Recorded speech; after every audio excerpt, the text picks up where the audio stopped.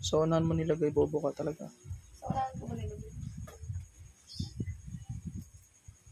Nga, hindi ko nilagay yung unahan. Sigot ko na.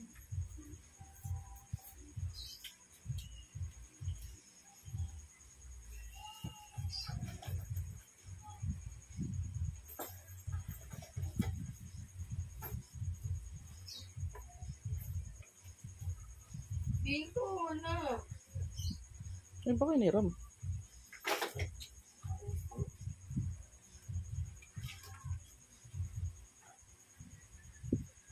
Hindi dyan. Doon o, sa ano. Dyan o. Sa dila. Ito nga. Doon o, yung nakabaliktad. Dyan. Baka nandyan.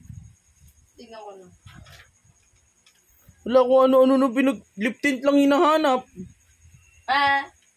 Nakaayos yan. Ano na, ayusin na.